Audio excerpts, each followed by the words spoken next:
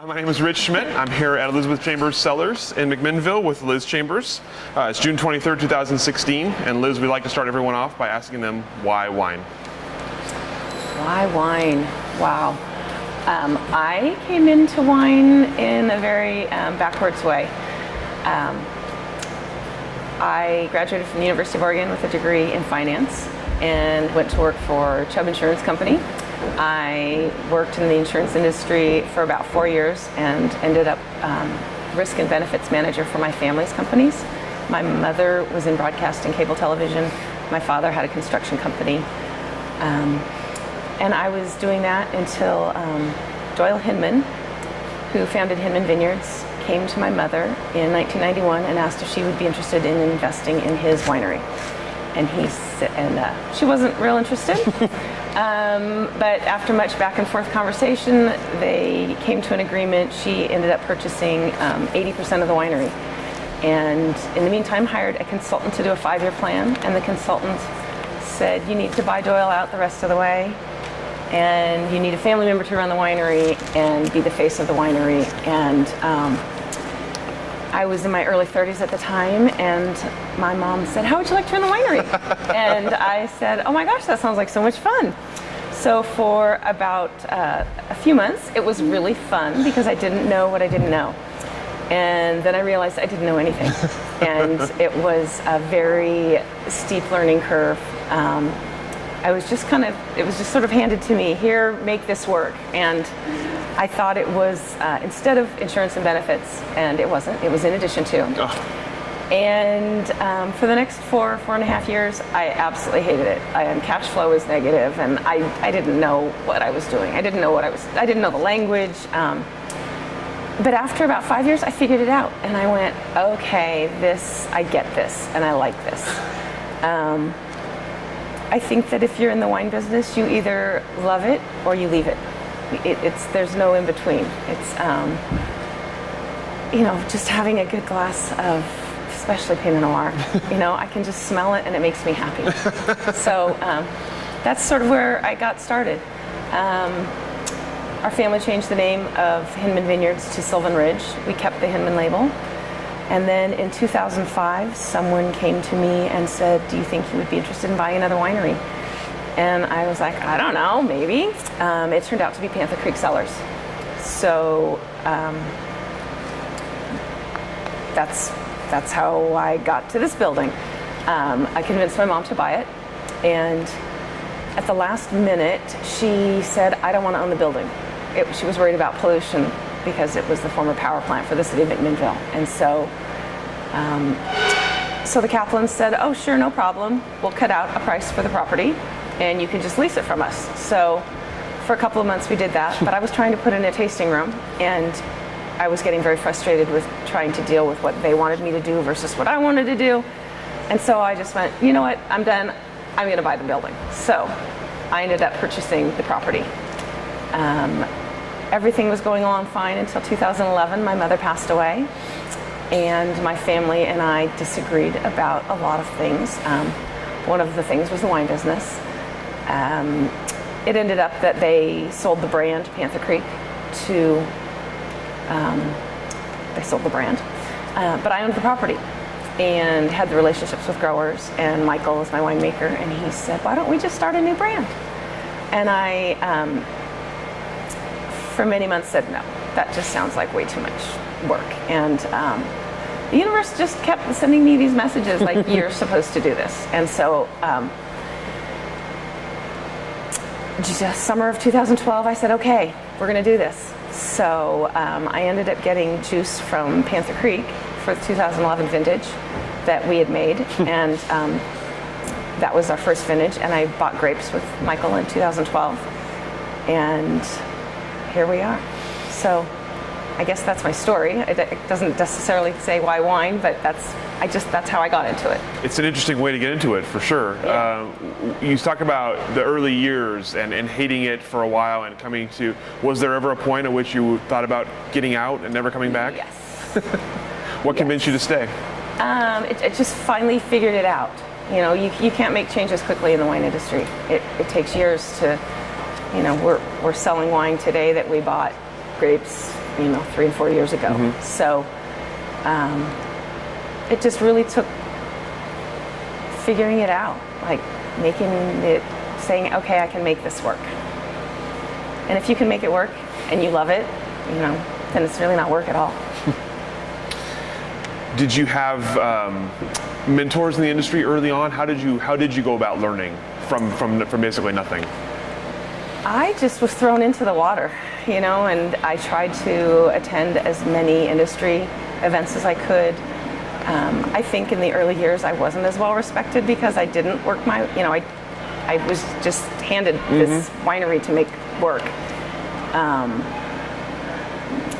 I think after 20-some years, 24, 25 years, I've worked my way into a little more respect and appreciation for how hard I've worked to try and participate in the Oregon wine industry. Was there a defining moment for you when it clicked? When you decided that I can do this? Oh boy, not that I can really pinpoint.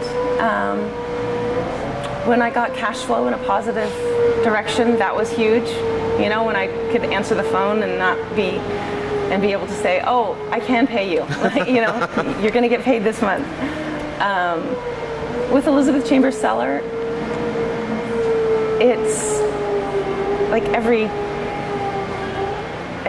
month there's a new challenge, and sort of like I have to ask myself if do I really want to do this? Like, do I really believe in what I'm doing? Because I didn't have to do it, and a challenge would come, and I'd be like, wow, how much do I care about this? And I'd be like, no, I know what we're doing is right, and we have a great product, and we have great growers, and I love this facility. And then the next morning, it would be like that challenge. Something would come along that made the challenge disappear or become manageable. I think a lot of it has to do just with the belief and really believing in what you're doing and what the product is. Yeah. And so now you have two. You're the owner-proprietor of two different businesses, two different cities, two different everything. How does that work for you? What is that like? It's a lot of driving. And I have really good managers. So Sunny is my manager here at Elizabeth Chambers Cellar. Angela is my manager at Silvan Ridge. And I have really great staff. How do you split your time? I live in Eugene, and my office is in my home. And then I am at each winery about once a week. And then I travel quite a bit for both when needed. I just got back from South Carolina and Connecticut for 2 weeks, working in the markets, representing both brands. Do you enjoy that part of the job? I do, very much. But it's a lot of work.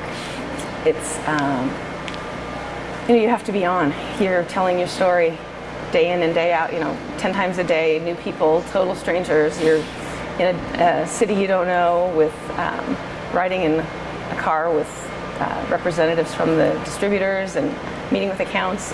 But when you pour the wine and people say, wow, that's good, it's like so rewarding. And I think people like my story. It sort of resonates with people that I was like, nope, I'm not going to give up. I'm going to keep doing this. I'm going to make it work. In terms of marketing, we obviously we've done a lot of these interviews. We hear a lot of complaints and people who are not a big fan of that part of the job. How have you noticed it change in the time you've been working and selling wine, especially on the East Coast, outside of Oregon? How has the reputation of Oregon changed? In the last 25 years, Oregon has become known. I don't think there's a restaurant that I go to that doesn't have at least one Oregon wine on their list across the country. At least in the nicer restaurants. So the reputation of Oregon wines has just skyrocketed, I think, especially in the last 10 years. And that makes your job easier. Yes and no. There's a lot more competition. Sure. You know, there's over 650 wineries in Oregon now. But I think we are all spreading the message of Oregon and not just us. You know, it's not about us individually, it's about Oregon as a brand. And I think the Oregon Wine Board has done a great job of really getting the message out as well. So how are Silvan Ridge and Elizabeth Chambers Cellars different? Like, what makes them unique? Elizabeth Chambers Cellar is primarily Pinot Noir.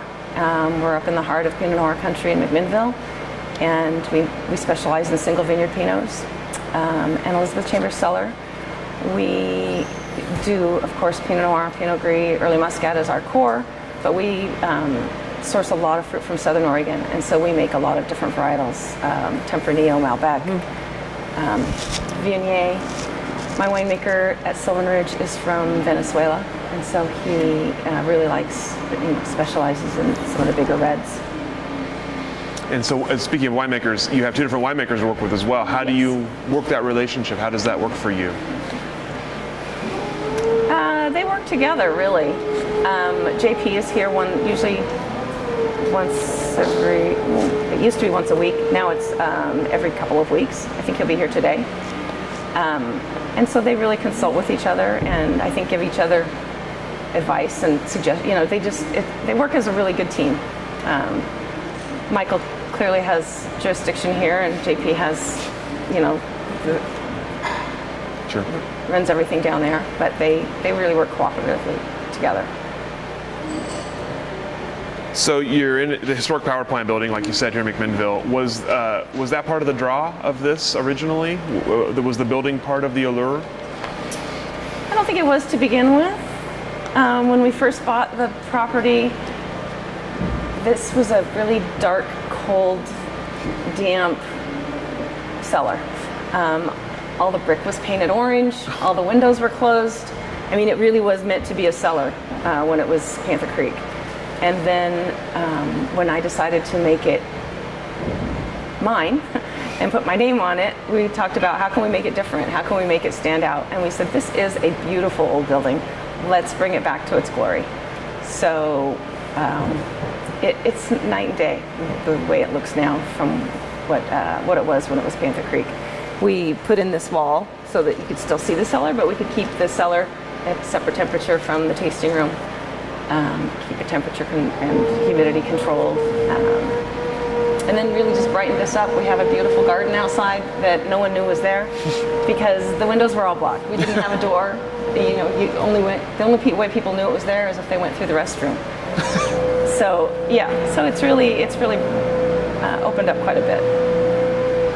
So we noticed the blue butterfly on your label and around is for your mother. Why the butterfly, and why did you choose to have her represented in the winery that way? My mother collected butterflies, and when I had this blue Morphos butterfly in a box, that when I went to my marketing guy, when I finally was convinced, all right, I'm starting a new winery, I took this butterfly in the box and put it on the table and said, all right, I'm starting a new winery. This butterfly has to be part of it.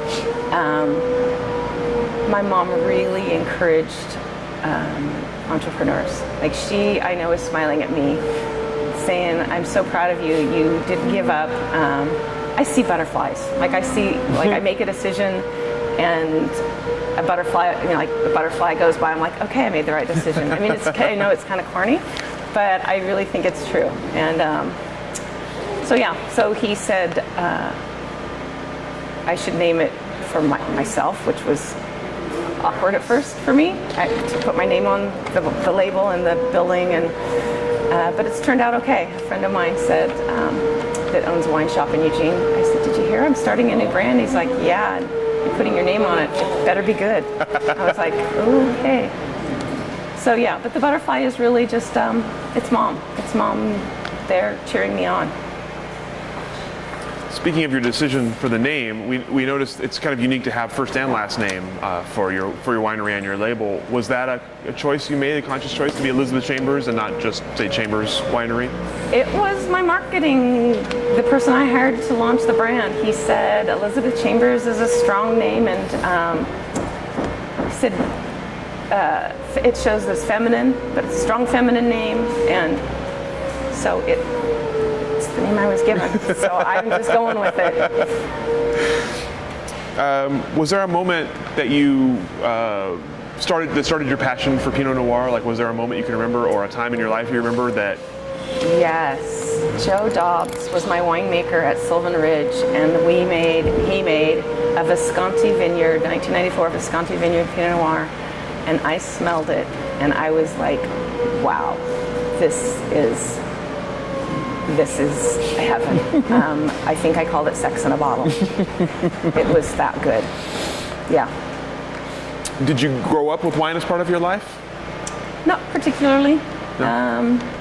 My parents drank wine, but not, I mean, they were more martini, cocktails. In fact, when I think back, they drank pretty crummy wine. Yeah.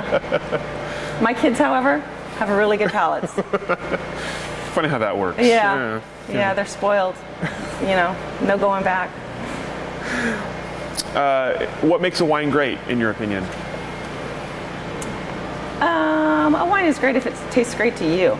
I mean, I think it's just such a personal choice, decision.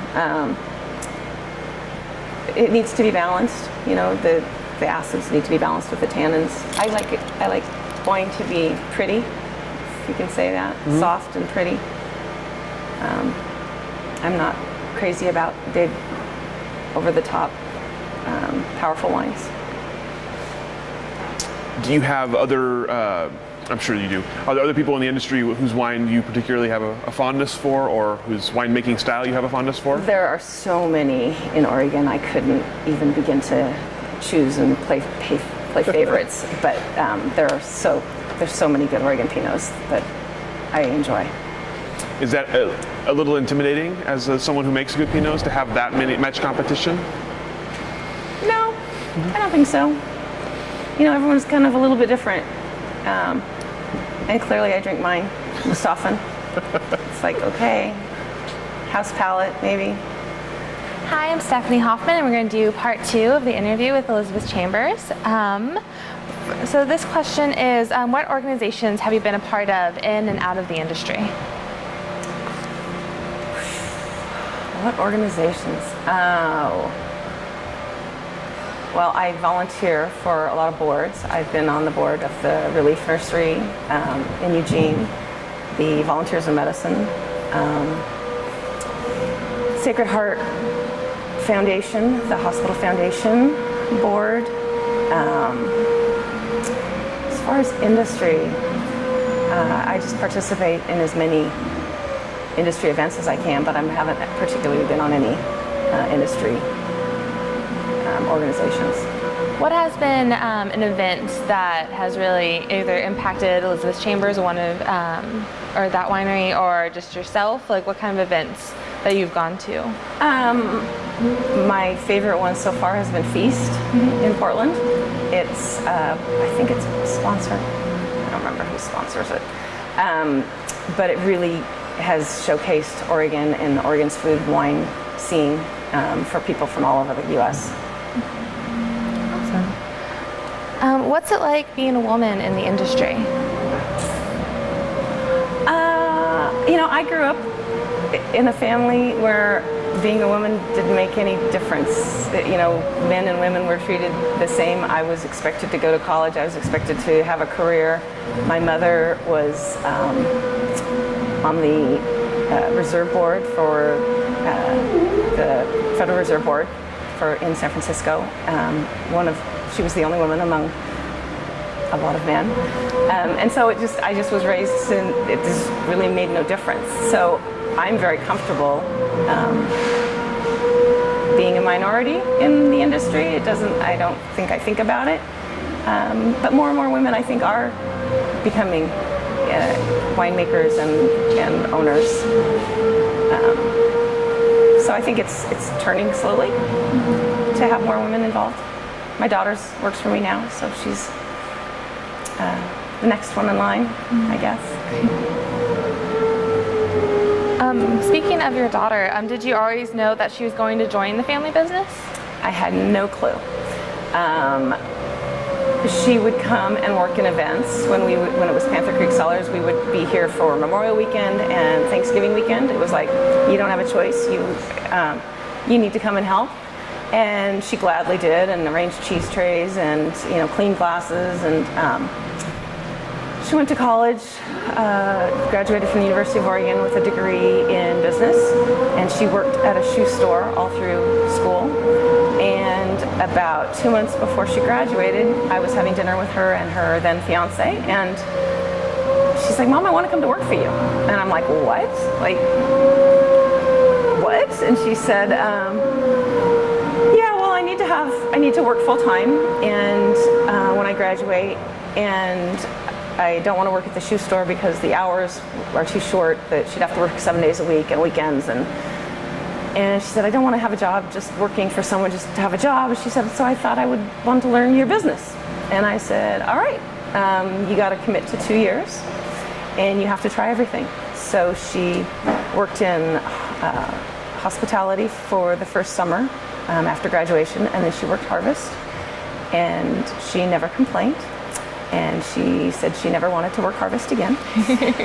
Although she did work harvest for me again last year in the lab. And now she does all the social media and does sales and marketing. At the moment, she's on maternity leave. She had my first grandchild almost 3 months ago. So she's working very intermittently at the moment. Do you think your other daughter, Olivia, will join in business? I don't think so, but I didn't think my oldest daughter would either. So Olivia wants to be a writer, and she's a junior in high school now, so we've got some time. Yeah. I mean, if she wants to, I would welcome her, but it's totally her decision. What do you see the future of their future in the industry looking like for Julia in particular, since she's already in it? I think it looks bright. I just hired her husband to do sales and marketing, and he's just taking off with it. I mean, he loves it.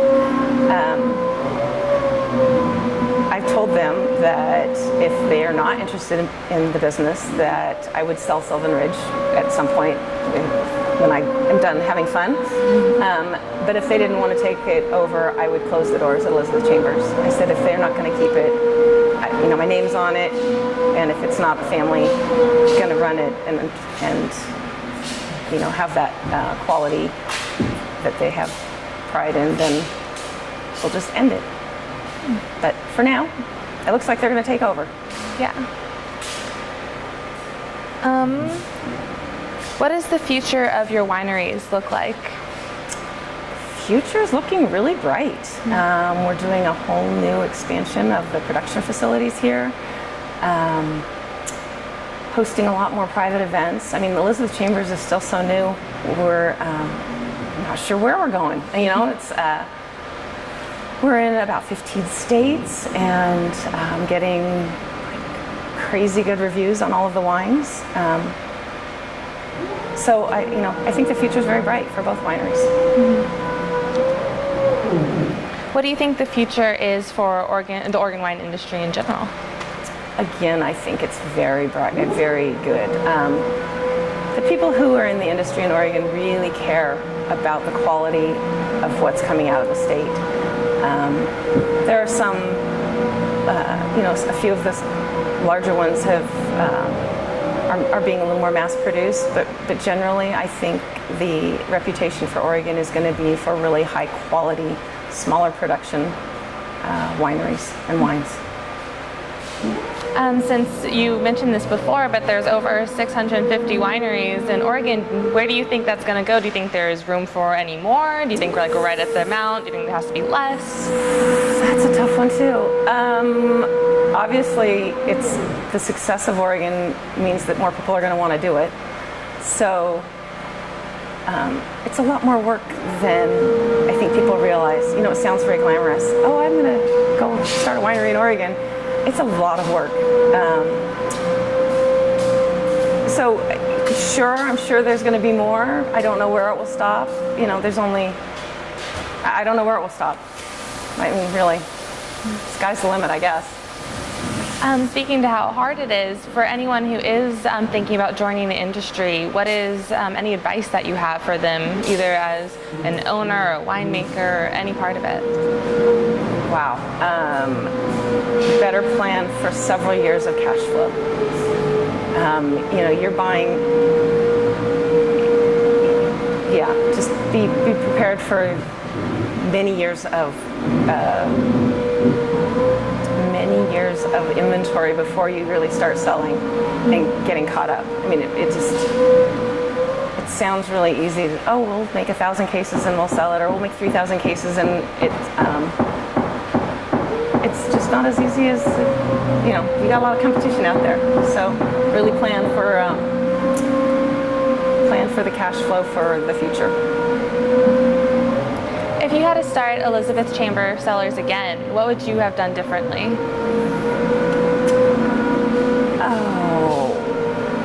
I think